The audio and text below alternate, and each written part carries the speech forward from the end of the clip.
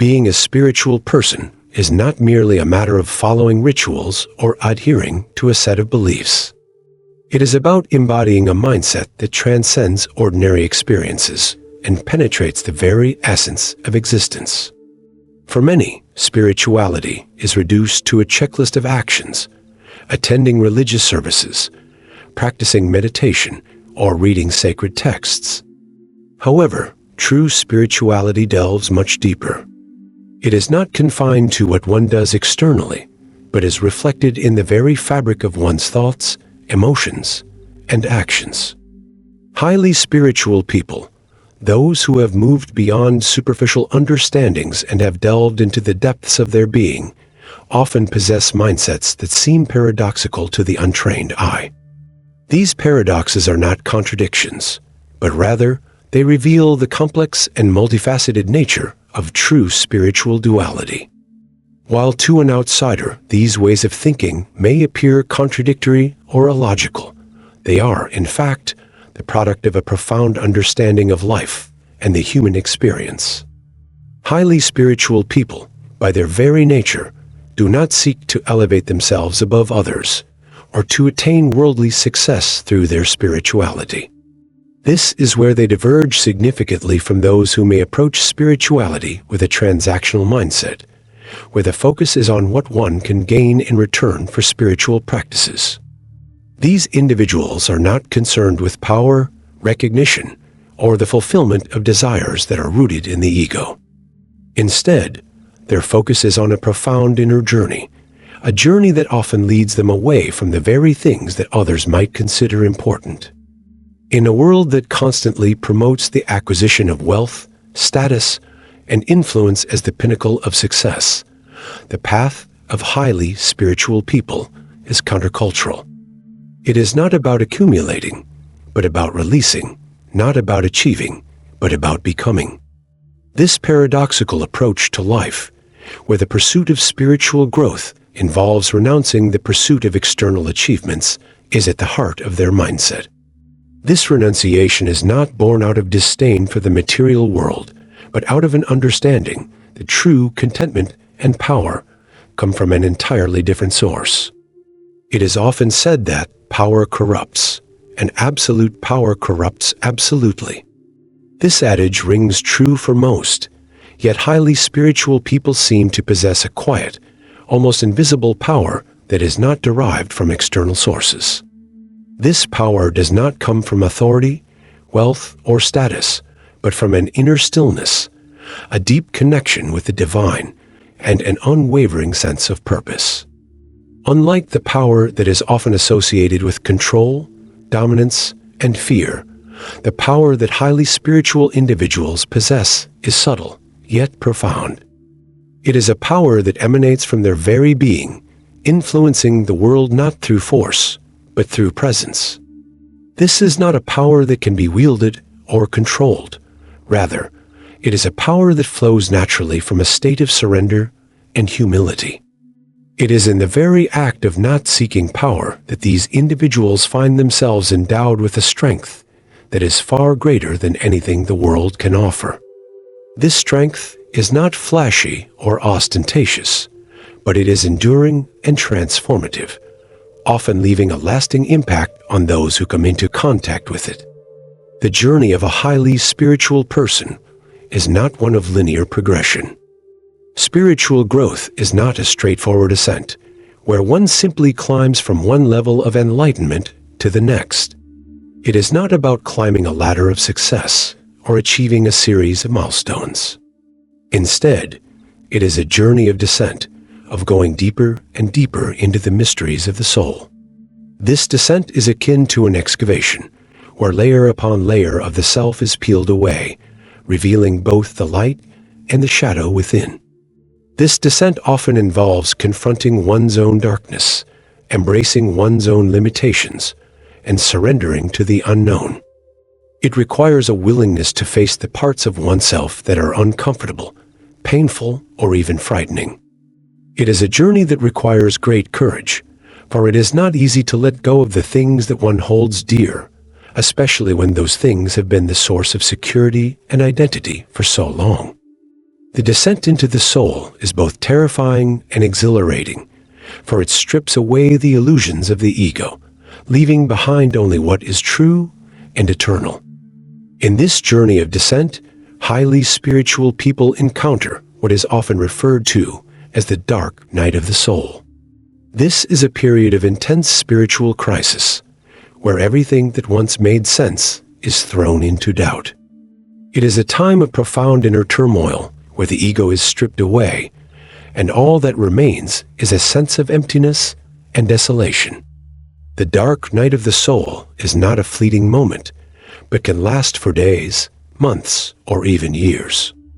It is a period where the spiritual seeker feels abandoned by God, where prayers go unanswered, and where hope seems distant.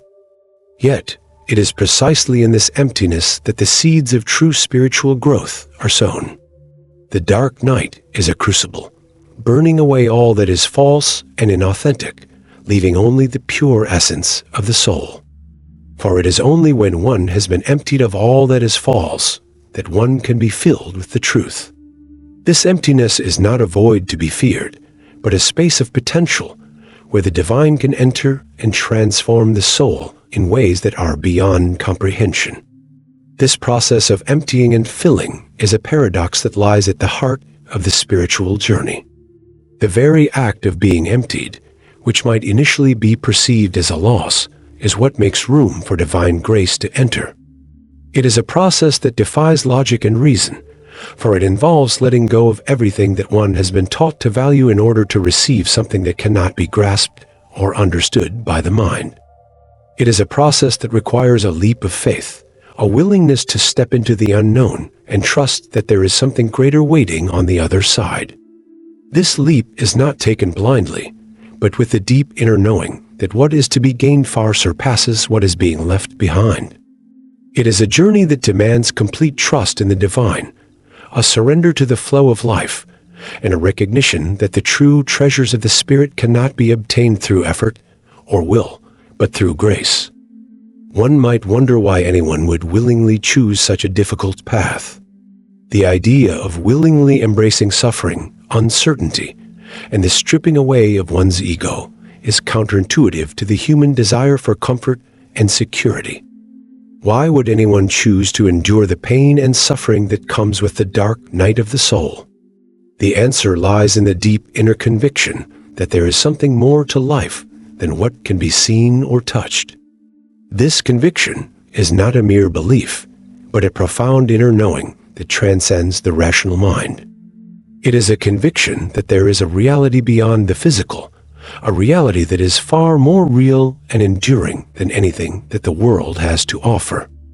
This conviction is not based on blind faith, but on direct experience, on moments of profound clarity and insight that reveal the true nature of existence. These moments, often referred to as mystical experiences, provide a glimpse into the divine, offering a taste of the infinite and the eternal. It is these experiences that fuel the spiritual journey, giving the seeker the strength to persevere through the darkest of times. Highly spiritual people are not driven by a need to help everyone or to save the world. This may seem paradoxical, especially in a world where altruism and service are often equated with spirituality. However, highly spiritual individuals understand that their role is not to be saviors, but to be channels through which the divine can work. They recognize that their purpose is not to impose their will on others or to change the world according to their own desires. Instead, they focus on doing what is in front of them, on fulfilling the tasks that have been given to them by the divine. This focus on the present moment, on the immediate and the tangible, is a hallmark of their spiritual maturity. They understand that their time and resources are limited, and that it is far better to make a deep and lasting impact on a few people than to spread themselves too thin and achieve nothing of significance. This understanding comes from a place of humility, recognizing that they are but one part of a much larger whole, and that their role is to do their part, no more and no less. Perhaps the most paradoxical aspect of the highly spiritual mindset is the way in which these individuals relate to their enemies. In a world that is driven by competition, where success is often measured by how many people one can defeat or outmaneuver, highly spiritual people take a radically different approach. The common narrative in society is one of winners and losers, where the strong prevail and the weak are left behind. Yet, highly spiritual people do not see their enemies as obstacles to be overcome or threats to be neutralized. Instead, they see them as teachers, as opportunities for growth and transformation. This perspective requires a profound shift in consciousness, where the other is no longer viewed as separate or other, but as an integral part of one's own journey. It is a recognition that the conflict and challenges posed by enemies are not external, but are reflections of one's own inner struggles. This willingness to embrace one's enemies, to love and forgive them, is not a sign of weakness, but of incredible strength. It takes far more courage and inner fortitude to love in the face of hatred, to forgive when one has been wronged, than it does to retaliate or seek revenge. It is a strength that comes from a deep understanding of the nature of the soul, from the realization that all beings are interconnected, and that the harm one does to another is ultimately harm done to oneself.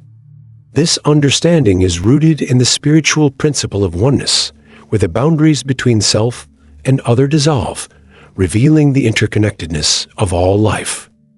It is a strength that allows one to rise above the petty concerns of the ego and to act from a place of true wisdom and compassion.